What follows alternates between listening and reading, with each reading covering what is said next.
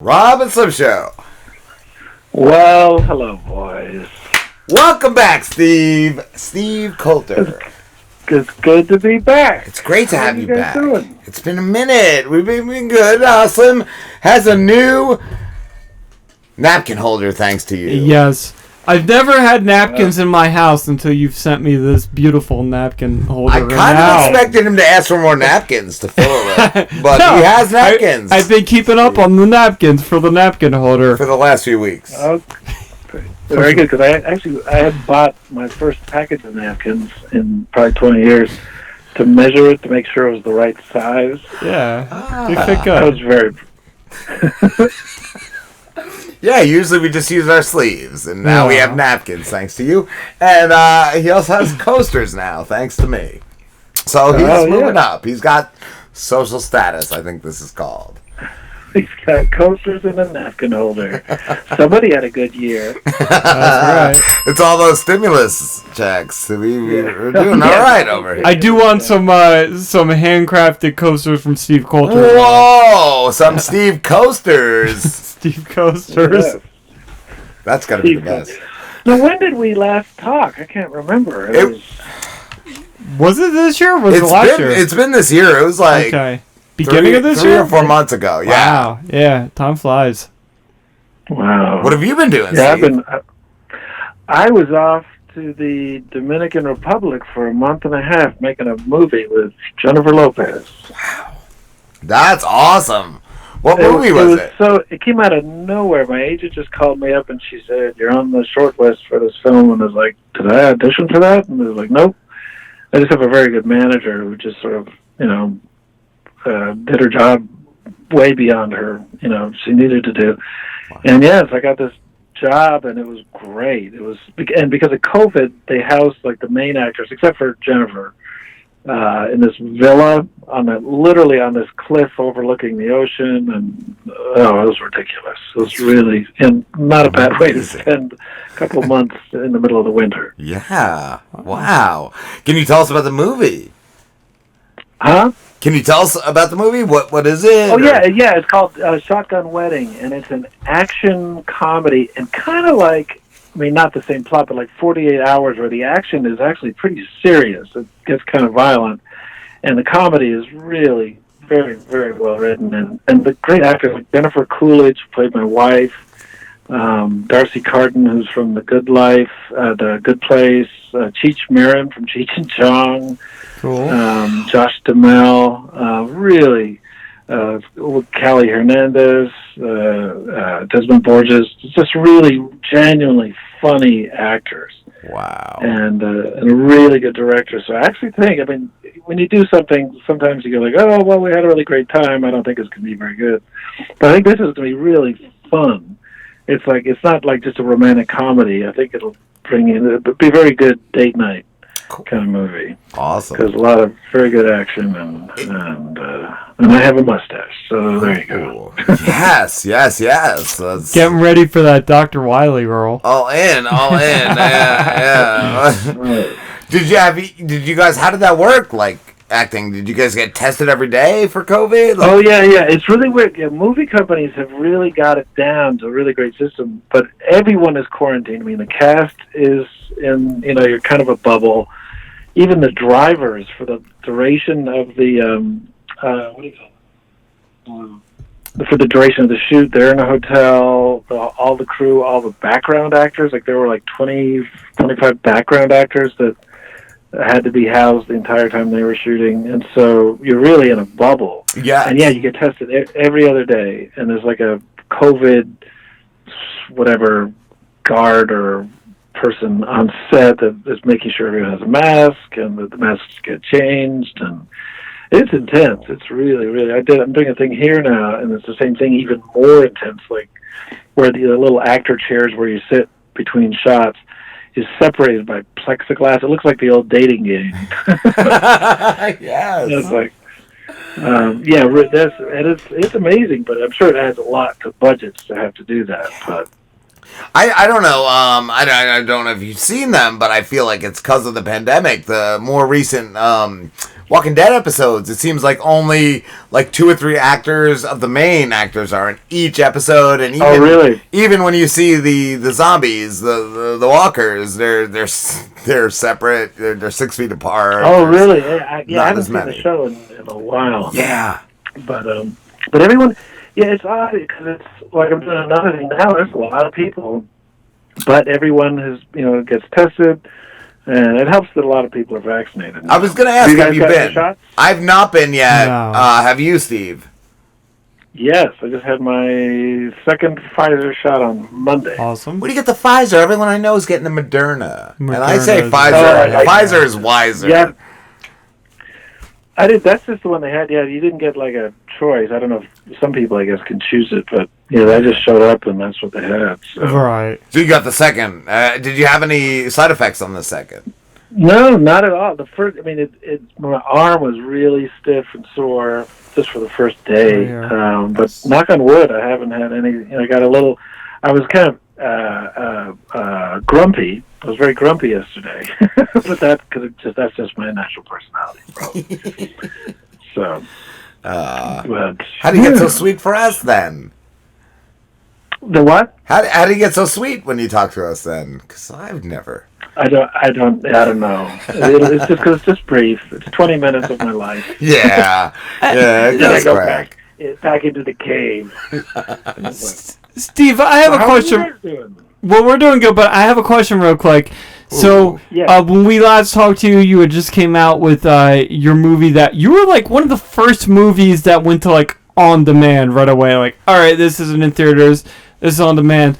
But after that, HBO had started announcing, okay, every movie that's being released by, I think, WB, I don't know if there were any other companies that did it, but they were like, they're just going to be on HBO Max. What do you think about that? Yeah, that's an actual by gosh question. Let me think about it. Yeah, what it was is, and it's only Warner Brothers, as far as I know. They announced that I think it's their 2021 slate will be simultaneously released in theaters and on HBO Max, and so that Right. the one that affects me is Conjuring 3, The Devil Made Me Do It, that opens in June. And so they will release it in theaters, but I think simultaneously.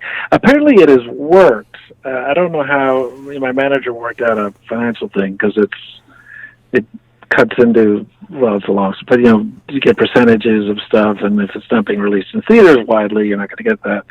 So they make you a deal. But it's odd because I went to my first movie in a movie theater last night with my stepson, and we were the only ones in the theater. 8 o'clock, 7:45 show. Wow. And which was it was kind of fun. It was great, actually. I like seeing movies anyway. Yeah. But it was eerie. So I thought, man, it's going to be a while before theaters come back. Yeah, I don't even know if they've reopened around here because we have Regal, and I know they announced they were closed indefinitely for the pandemic. Wow. So I don't even know if they've reopened yet. I saw too. What was Boogie, Steve? That looks really cool. Yeah, it's Eddie Fong who did Fresh Off the Boat. He wrote a book, and then they did the TV show, which I don't think he was really happy with.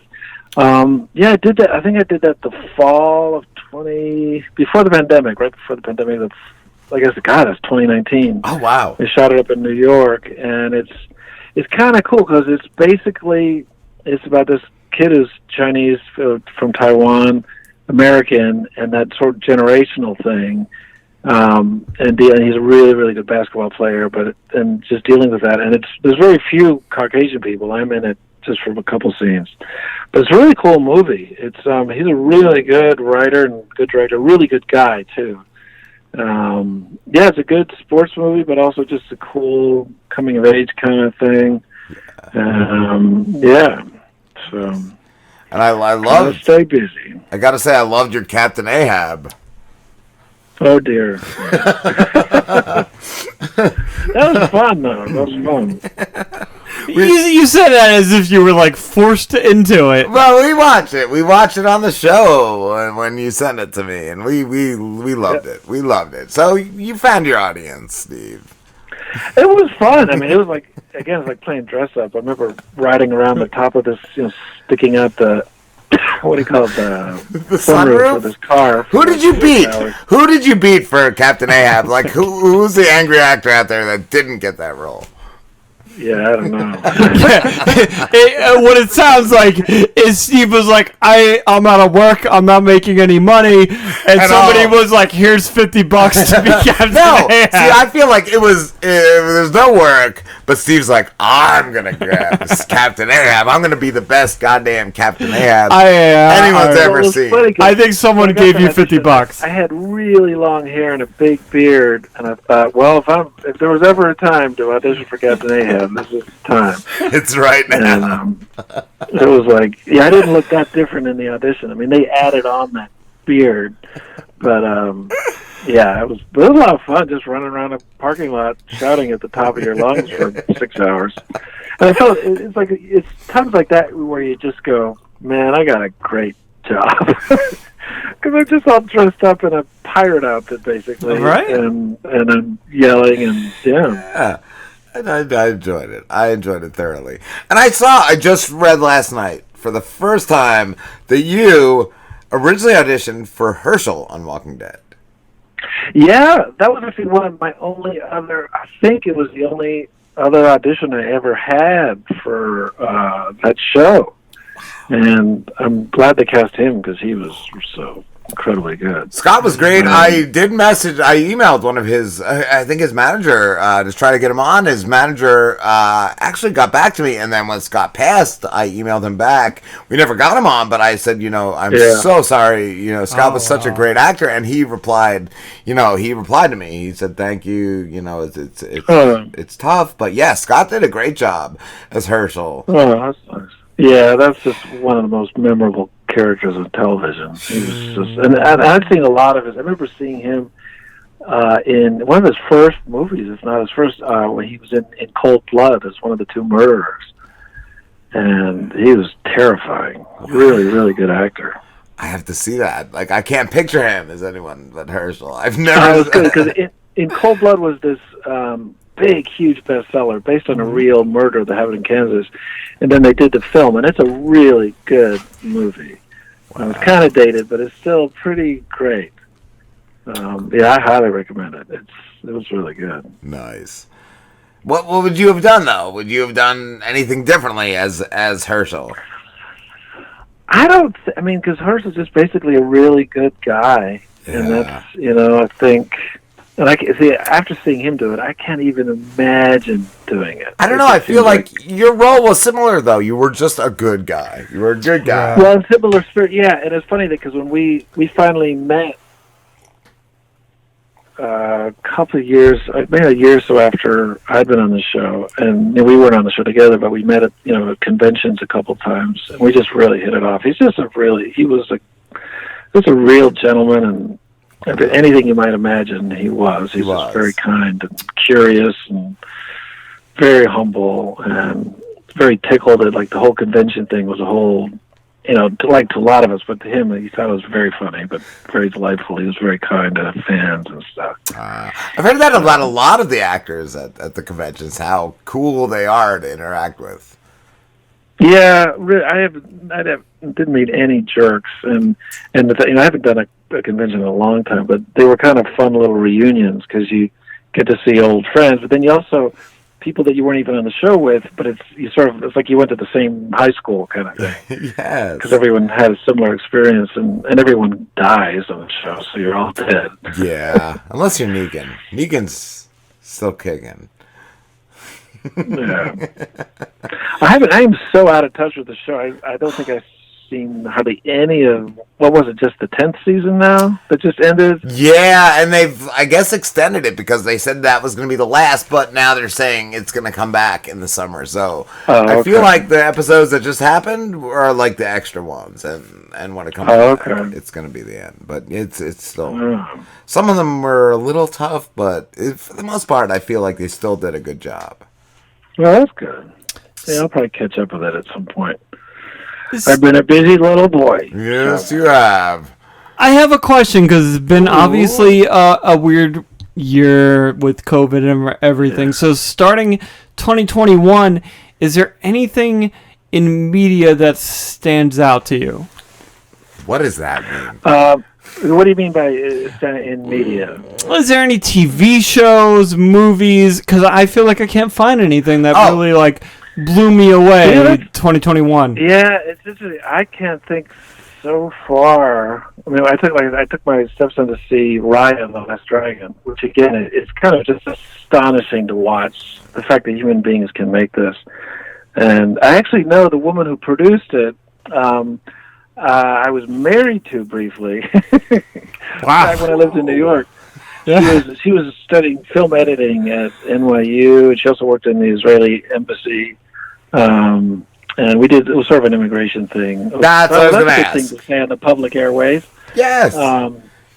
Was there a dowry involved? But yeah, she's the head of Disney Animation now. Oh wow! And development, and she also did Moana. Okay. And just the detail they put into it is just kind of. But yeah, I agree. I haven't seen. I'm trying to think of the last thing I really watched. It's just the Disney Plus stuff. Like I saw, like Soul, I thought was really good, and then all of WandaVision was great. But there's nothing beyond that. I really like WandaVision. That was really cool. Yeah, that was awesome. And I've been watching Falcon and Winter Soldier. It's a whole different thing. It's very dark and it's pretty serious. Great though. I really enjoy it. I like their take on everything. I heard every white guy stopped watching when there was something uncomfortable for white guys. That's all I know.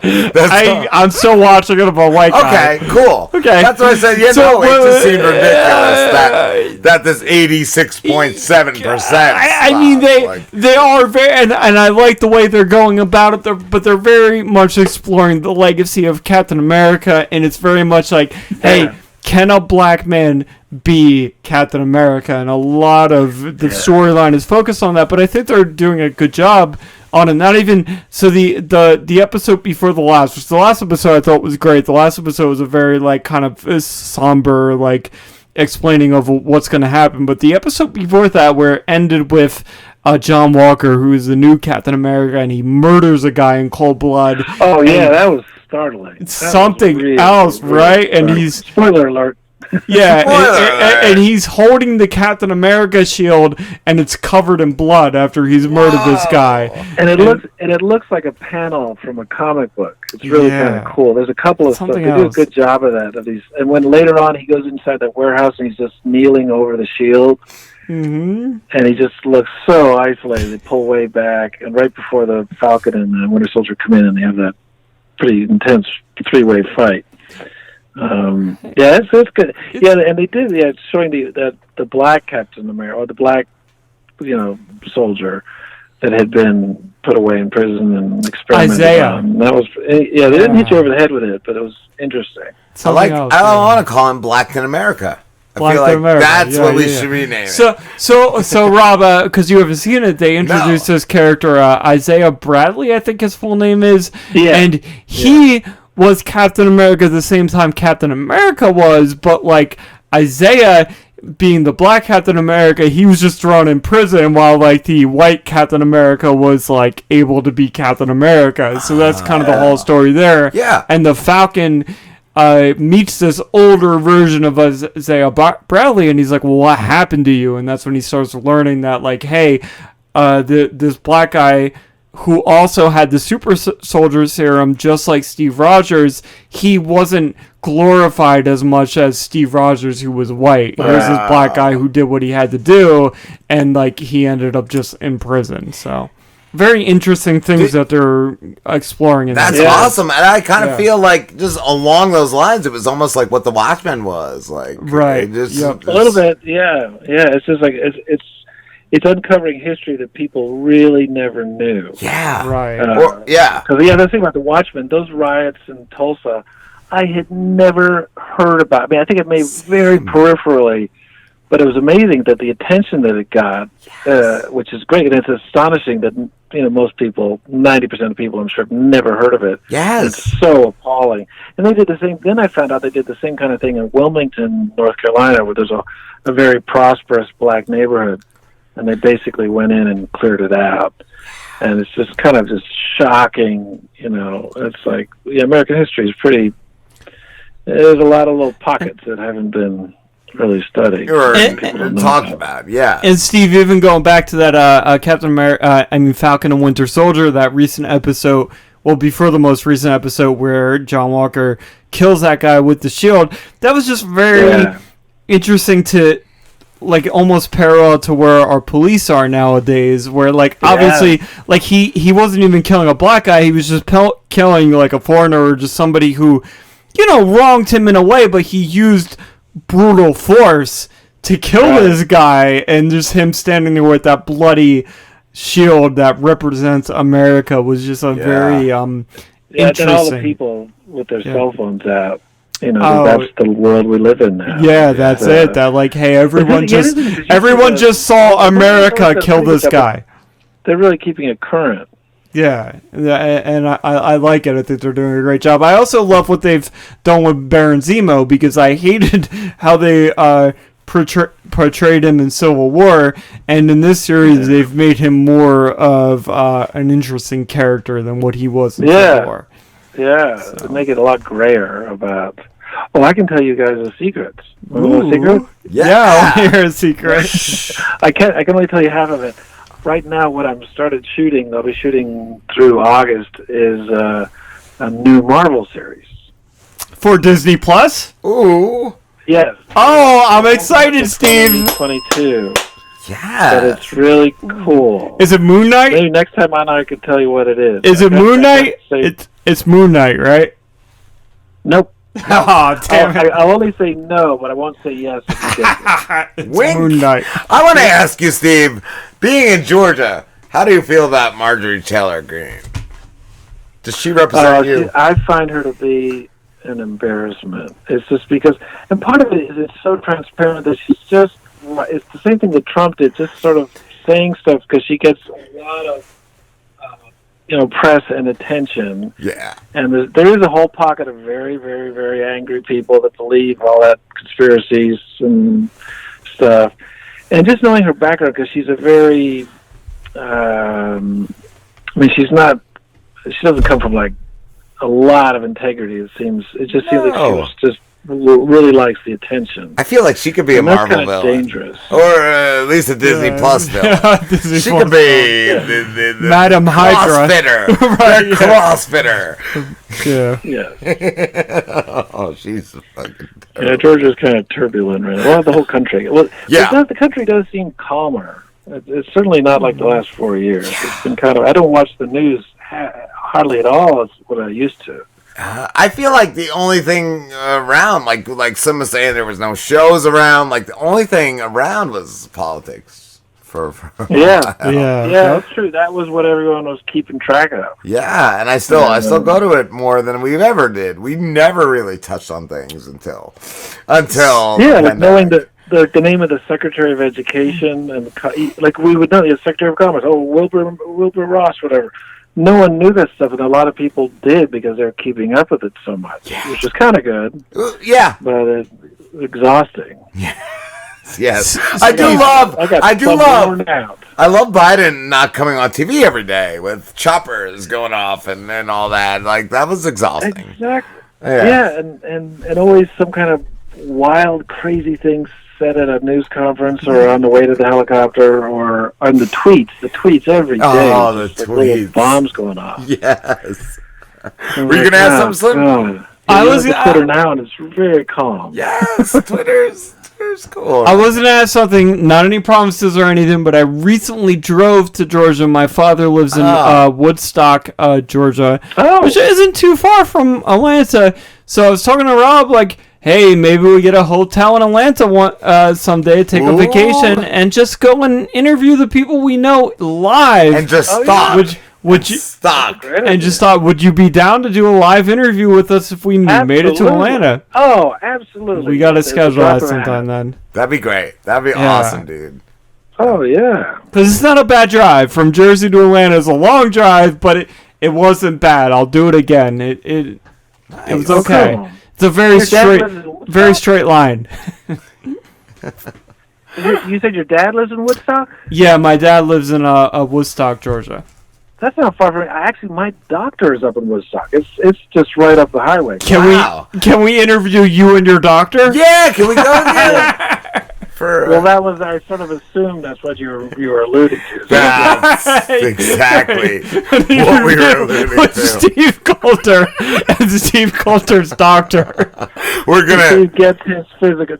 What's Steve? Well, how's Steve doing? Well, Turning I'll cough take that question. with Steve Coulter. Steve, thank you again. As always, it's always fucking great to talk to you.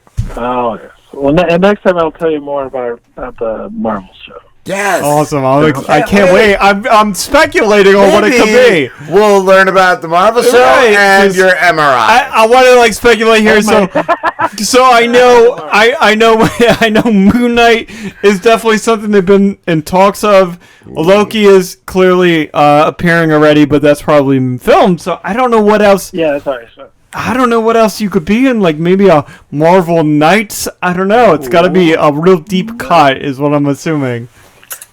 It's pretty cool. Shang-Chi, what's that guy's name? I don't know. I don't know. Movie coming out. I don't know, but I know Steve, and that's all I know. All right. We will talk soon, Steve. Yes. Take care, gentlemen. Stay safe. You too. I'll send you the payment when Slim writes the stuff out. He writes stuff. He writes checks. Okay. Yeah, I'll write a check too. Checks and balances. Oh yeah. Just do. Can we do direct deposit this time? Yeah. Because this cuts out a lot of trouble. What I gave you $500 last time. You want $1,500 this time? I'll just 25. Take a picture of his credit card. Okay, yeah. Yeah, That's 35. Like a little stimulus to me. Oh, that sounds kind of nasty. It's your little stimulus. We'll send you a little stimulus. A little stimulus. A little stimulus. All right. Love you, Steve. All right. Take care, boys. You too, dude.